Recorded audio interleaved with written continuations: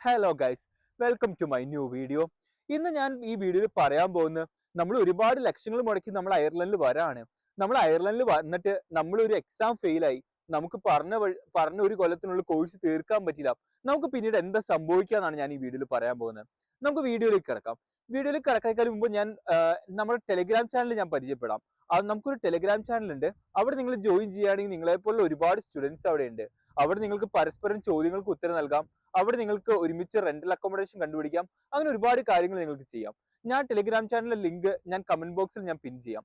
ബാക്കി യൂട്യൂബേഴ്സിനെ പോലെ ഞാൻ ചുമ്മാ വലിച്ചു കയറ്റി കാര്യങ്ങൾ കൊളാക്കണില്ല. ഞാൻ സ്ട്രേറ്റ് ഫോർവേഡ് ആയിട്ട് എന്റെ കണ്ണുകൊണ്ട് കണ്ട എന്റെ ഫ്രണ്ടിന്റെ അനുഭവമാണ് ഞാൻ ഇതിനകത്ത് പറയാൻ പോകുന്നത്. എന്റെ ഫ്രണ്ട് ഇവിടെ അക്കൗണ്ടിങ് പഠിക്കാനാണ് വന്നത്. അവിടെ പഠിക്കാൻ വന്നു.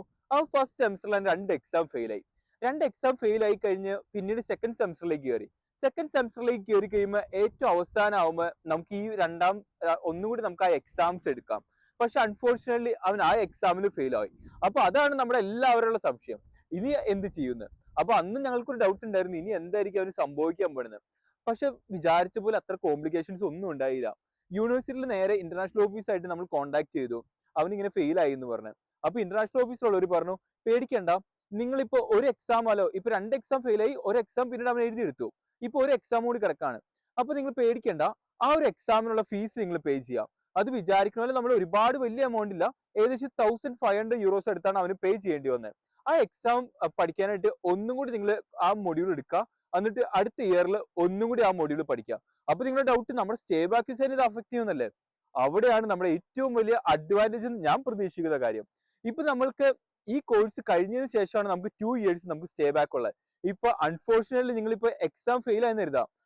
എക്സാം ഫെയിൽ ആയി നിങ്ങൾ ഒരു വർഷവും കൂടി നിങ്ങൾ ആ ഒരു സ്റ്റുഡന്റ് വിസ ഒന്നുകൂടി റിന്യൂ ചെയ്തെടുത്തു കഴിഞ്ഞാലും വീണ്ടും നിങ്ങൾക്ക് 2 കൊല്ലം സ്റ്റേ ബാക്ക് ഉണ്ടാവും. ഇപ്പൊ നിങ്ങൾക്ക് പലർക്കും തോന്നുന്നുണ്ടാവും, ഓ ഇത് കൊള്ളാലോ, നിങ്ങൾ പഠിക്കാനായിട്ട് ഒരു കൊല്ലം വന്നു, ആ ഒരു കൊല്ലം കിട്ടി, പിന്നീട് അതിന് ഒരു കൊല്ലം കൂടി നിങ്ങൾക്ക് സ്റ്റുഡന്റ് ആയിട്ട് കിട്ടി, ടോട്ടൽ 2 കൊല്ലം സ്റ്റുഡന്റും 2 കൊല്ലം സ്റ്റേ ബാക്കും കൂടി കിട്ടാണ്. അതാണ് ഇതിന്റെ ബ്യൂട്ടി. ഇപ്പൊ എന്റെ ഫ്രണ്ടിനെ സംബന്ധിച്ച് പറയുകയാണെങ്കിലോ, അവർ 2 കൊല്ലം സ്റ്റുഡന്റ് ആയിട്ട് നിന്നു. ഇപ്പൊ അവൻ നല്ലൊരു അക്കൗണ്ടിങ് ഫേമിൽ അവൻ വർക്ക് ചെയ്യാൻ കയറി. അങ്ങനെ ടോട്ടല് ഇപ്പൊ അവന്റെ കേസിൽ അവന് ബെനിഫിറ്റ് ആയിരുന്നു, 2 കൊല്ലം സ്റ്റുഡന്റ് ആയിട്ട് വന്നു, 2 കൊല്ലം സ്റ്റേ ബാക്കും കൂടി കിട്ടാണ്, ടോട്ടൽ 4 years കിട്ടാണ്.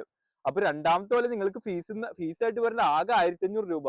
നിങ്ങളുടെ അക്കോമഡേഷനുള്ള പൈസ നിങ്ങൾ പേ ചെയ്തതിന് ബാക്കിയെല്ലാം നിങ്ങൾക്ക് സേവിങ്സ് ആയിട്ട് കിട്ടും. ഇത് അനുസരിച്ച് നിങ്ങൾ ആരും എന്താ പറയുക, ഇതനുസരിച്ച് നിങ്ങൾ ഇനിയിപ്പോ ഫെയിൽ ആവാൻ നിൽക്കരുത്. അത് ഒട്ടും ബെനിഫിറ്റ് ആണെന്ന് ഞാൻ എന്താ പറയാ, ഒരു എഡ്യൂക്കേഷണൽ വൈസിൽ നമ്മൾ പറയുകയാണെങ്കിൽ അത് ഒരിക്കലും നല്ലതെന്ന് പറയില്ല. പക്ഷെ നിങ്ങൾ അവൻ ഫെയിൽ ആയതുകൊണ്ട് അവൻ എക്സ്ട്രാ ഇയറും കൂടി കിട്ടാണ് ചെയ്തത്. ഈ ഒരു സംഭവം ഞാൻ അയർലൻഡിൽ മാത്രമായിട്ട് ഞാൻ കേട്ടിട്ടുള്ളൂ. അങ്ങ് UK നമ്മൾ 1 year ഫെയിൽ ആയി കഴിഞ്ഞാൽ നമ്മുടെ സ്റ്റേ ബാക്ക് വിസ കുറയുമെന്ന് ഞാൻ കേട്ടത്.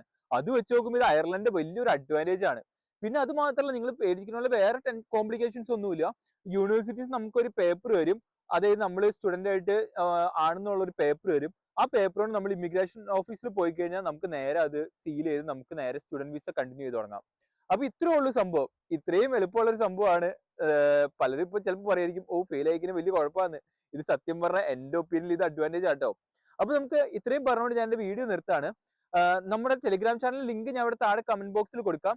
അവിടെ ജോയിൻ ചെയ്ത് എന്നെ കൂടി പറ്റുന്ന പോലെ ഞാൻ റിപ്ലൈ തരാം. അല്ലെങ്കിൽ ബാക്കിയുള്ള സ്റ്റുഡൻസ് ആയിട്ട് നിങ്ങൾക്ക് നല്ലൊരു ഹെൽത്തി കോൺവെർസേഷൻ നിങ്ങൾക്ക് നടത്തുകയും ചെയ്യാം.